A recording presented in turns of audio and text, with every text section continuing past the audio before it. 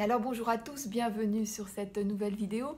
Donc aujourd'hui je vais parler du fameux test de QI parce que quelque chose qui revient très fréquemment sont des personnes qui ont eu l'occasion en fait pour X raisons de trouver en fait les caractéristiques du zèbre et de se dire mais finalement je me reconnais dans ce profil.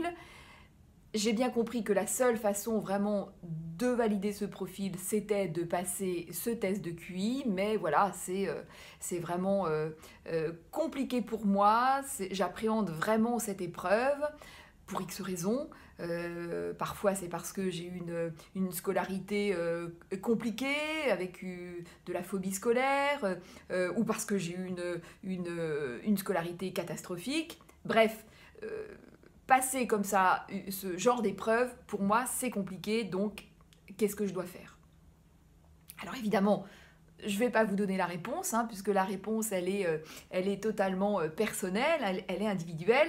En revanche, je vais vous donner des petites pistes qui vont vous aider dans votre cheminement et dans votre réflexion, hein. Alors déjà, bon, ce que je voudrais dire, c'est que évidemment, cette angoisse, elle est totalement légitime, hein. Quand on a été pendant des années en quête identitaire et que l'on tombe sur quelque chose, sur des éléments qui nous décrit tellement bien, on se dit, mais voilà, il y a une espèce de soulagement, de dire, ah bah tiens, enfin j'ai trouvé. Et donc, le fait de passer cette épreuve de QI, eh bien, on se dit, bon voilà, si jamais je le rate, entre guillemets, parce qu'en fait, on le rate jamais vraiment, hein, mais enfin, si on m'annonce que j'ai pas ce fonctionnement, eh bien alors, qu'est-ce que je suis, hein, qu'est-ce que je suis vraiment? Donc, cette angoisse, elle est vraiment légitime. Alors, bon, je voudrais dire déjà que le test de QI, bon, déjà, il n'a pas été fait à la base pour découvrir de la surdouance ou pas, hein. C'est un test qui est utilisé, qui prend tout son sens pour des personnes, par exemple, qui veulent savoir si elles peuvent poursuivre un cursus universitaire, un cursus long, et voilà. Donc là, il peut prendre tout son sens, hein. Mais ce test ne mesure que, entre guillemets, le quotient intellectuel, hein, sachant que, évidemment, l'intelligence, c'est bien plus vaste que ça, hein. Première chose. Et puis l'individu aussi, tellement plus vaste que ça. Bon, voilà. Alors, ce test de QI, en fait, comment ça se passe? Alors, vous le passez donc chez un psychologue agréé, hein. Tous les psychologues ne sont pas aptes à faire passer ce test, donc vous allez chez un psychologue agréé, et c'est un test donc, qui va se passer en interaction avec la personne, hein. Ça, c'est très important de le savoir parce qu'il y a parfois des personnes qui sont vraiment... ça augmente encore l'angoisse de se dire, mais finalement, je vais lire des consignes. Alors, il y a beaucoup de zèbres qui ne sont pas du tout à l'aise avec les consignes, hein. Donc déjà, ça, c'est une grosse angoisse de dire, oh là là, je vais avoir des consignes, je ne vais pas bien comprendre la consigne ou je vais la comprendre différemment. Et puis voilà, gratter à mon petit bureau, enfin bon. Donc alors, c'est pas du tout comme ça, c'est en interaction avec la psychologue, d'où l'intérêt de choisir une personne avec laquelle eh bien, vous êtes à l'aise, hein. Donc vous êtes en interaction et vous allez comme ça passer différents subtests. Je crois qu'il y a 7 épreuves, il me semble, 7 ou 8. Voilà, donc français, maths, logique, spatiale, rapidité, culture générale. Donc voilà, il doit m'en manquer. Mais enfin bon, voilà, grosso modo, donc différents petites épreuves, avec pour chacune d'elles, eh bien, des questions qui vont crescendo au niveau de la difficulté. Donc on commence par la plus facile, et puis comme ça, progressivement, on augmente. Alors, ce qui peut se passer, par exemple, là, donc on voit un peu la limite du test, et ça peut être très frustrant, c'est-à-dire que sur une épreuve, par exemple, vous pouvez complètement vous planter, hein, voilà, pour X raisons. Et puis une autre épreuve, par exemple, vous pouvez arriver à la dernière question, répondre parfaitement bien et très rapidement, et puis là, le test s'arrête, hein, le subtest s'arrête. Et alors que si on avait continué, peut-être qu'on serait allé dans des capacités totalement hors normes, hein, peut-être, et que du coup, ça dirait vraiment quelque chose, une information importante sur nous. Hein. Mais bon, voilà, là, ça s'arrête, et donc ça peut être quelque chose de très frustrant. Voilà. Donc la psychologue, en fait, va... alors évidemment, les réponses sont importantes, la bonne réponse est importante, mais je dirais que ce qui compte également, c'est tout ce qu'il y a autour de la bonne réponse et la façon dont vous allez vous y prendre pour répondre à ces questions, les stratégies que vous allez mettre en place, la rapidité, justement, d'adaptation, la façon dont vous allez à un moment être en difficulté, la rupture, la façon dont vous allez être impacté émotionnellement, la façon dont vous allez douter et ce qui va se passer à ce moment-là.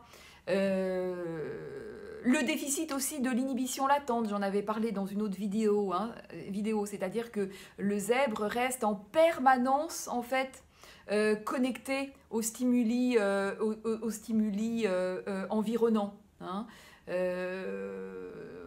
Voilà, donc c'est toutes ces petites choses que la psychologue va aussi observer finement, et puis elle va également s'attacher à votre histoire, hein, parce que votre histoire, on dit vraiment long sur vous, et généralement, eh bien, les zèbres ont des histoires un petit peu particulières. Donc voilà, donc le QI en fait n'est qu'un élément en fait qui constitue donc constitutif du bilan global. Donc voilà.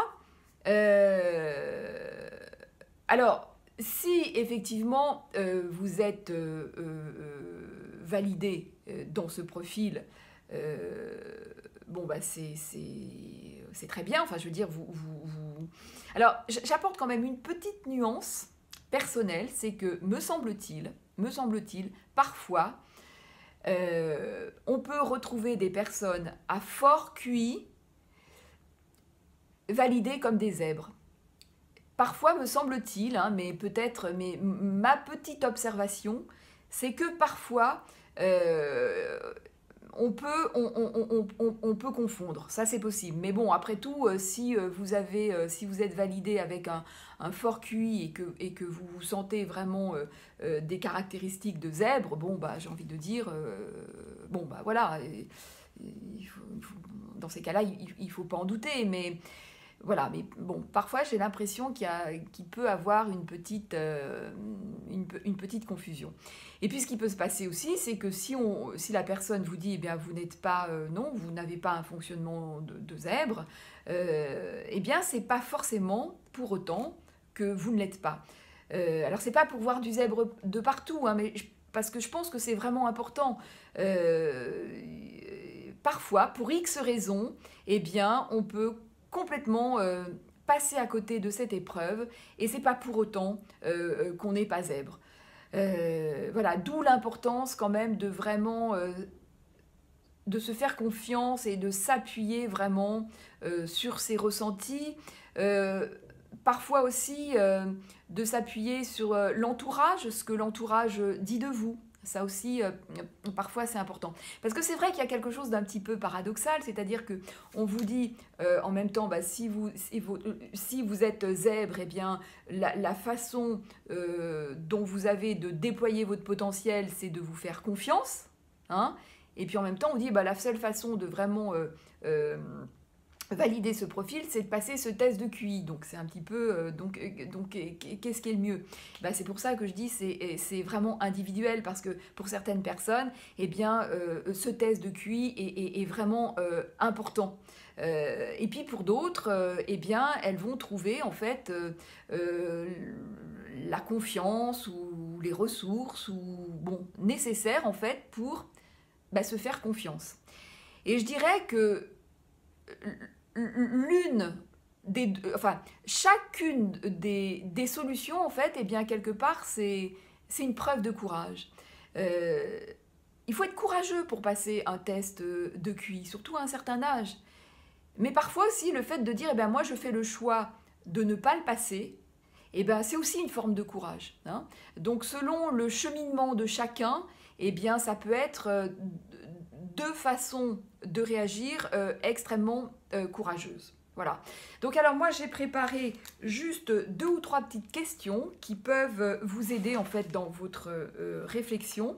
Je pense que c'est bien de les noter et puis de répondre à cela, de prendre le temps en fait du cheminement, de répondre à cela et puis se donner un petit peu de temps, hein, parce que vous n'êtes pas non plus obligé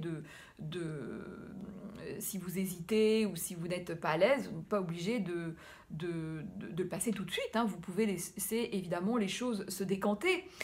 Donc une question qui me semble importante, c'est en quoi est-ce si important pour moi de passer ce test de QI ? Et que va m'apporter le résultat? Qu'est-ce que je vais en faire de ce résultat? Et qu'est-ce que ça va changer dans ma vie? Ou qu'est-ce que ça va changer intrinsèquement? Hein? Et puis, quel avantage et quel inconvénient si je suis validée ou pas? Hein? Pour chacune de ces... pour la réponse, soit je suis pas, quel avantage et quel inconvénient?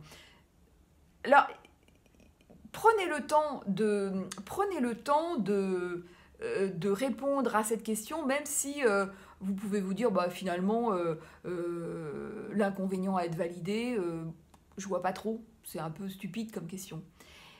Eh bien, peut-être pas tant que ça, en fait. Enfin, peut-être... pas tant que ça. Comment dire ça peut l'être, mais ça peut ne pas l'être, et ça peut être... justement très intéressant de voir où cette question peut vous mener. Voilà, je ne sais pas si je suis très claire dans... Oui, mais si, je pense. C'est à peu près clair ce que je dis. Voilà. Donc voilà, cheminer tranquillement. De toute façon, j'ai envie de dire, ce test va être en fait une photographie à un instant T de vous, mais de toute façon, vous êtes qui vous êtes déjà à la base, et vous avez des points forts. Si vous vous êtes reconnu dans le profil du zèbre, c'est que vous avez probablement une hypersensibilité. Donc, de toute façon, je parle souvent de fil à tirer, mais c'est ça, il y a un fil à tirer. Qu'est-ce que je fais de ça? Qu'est-ce que je fais de ma différence? Qu'est-ce que je fais de mon point fort? Ou alors, comment je le cherche, ce point fort? Et qu'est-ce que j'en fais? Voilà, parce que finalement, c'est ça le plus important. Qu'est-ce que je fais de qui je suis pour finalement m'épanouir, trouver ma place et m'épanouir. Voilà. N'hésitez pas à me poser des questions si vous le souhaitez, n'hésitez pas à vous abonner, et je vous dis donc à très bientôt dans une prochaine vidéo.